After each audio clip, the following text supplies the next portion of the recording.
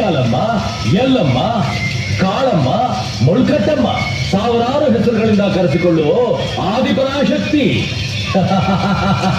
ನನ್ನ ಜಾಗಕ್ಕೆ ನೀನ್ ಯಾಕೆ ಬಂದೆಯಮ್ಮ?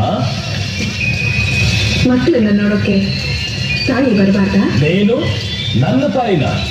ಲೋಕವನ್ನೇ ಸೃಷ್ಟಿಸಿ ವಿಶ್ವ ಸ್ವರೂಪಿಣಿಯಾದ ನಾನು ನಿನಗೆ ತಾಯಿಯಲ್ವೇ?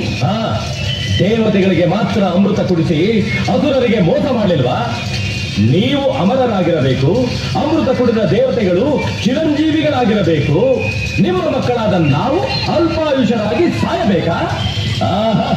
ಅದು ನನಗಿಷ್ಟವಿಲ್ಲ. ಅದಕ್ಕೆ ನನ್ನ ತಾಯಿಗೆ ಮರುಜನ್ಮ ಕೊಟ್ಟು ಅವಳಿಂದ ಸಂಜೀವಿನಿ ಮಂತ್ರ ತಿಳಿದುಕೊಂಡು ನಾನು ಚಿರಂಜೀವಿಯಾಗಿ ಬದುಕಬೇಕೆಂದು ಆಸೆಪಟ್ಟೆ. ತಪ್ಪ? ಇದು ಆಸೆಯಲ್ಲ, ದುರಾಸೆ.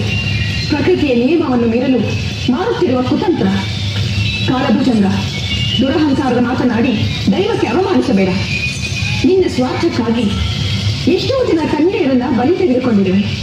ಶುದ್ಧ ವಿದ್ಯೆಯನ್ನು ಕಲಿತು ದ್ವೇಷಕ್ಕಾಗಿ ಇನ್ನೊಬ್ಬರನ್ನ ನೋಯಿಸುವುದು ಸರಿಯಲ್ಲ. ಮಕ್ಕಳು ತಪ್ಪು ಮಾಡಿದಾಗ ತಿದ್ದಿ ಬುದ್ಧಿ ಹೇಳುವುದು ತಾಯಿಯ ಧರ್ಮ. ನಿನ್ನ ಎಲ್ಲಾ ತಪ್ಪುಗಳನ್ನು ಕ್ಷಮಿಸಿದ್ದೇನೆ. ಇನ್ನು ಮುಂದಾದರೂ ಮನುಷ್ಯನಾಗಿ ಬದುಕು.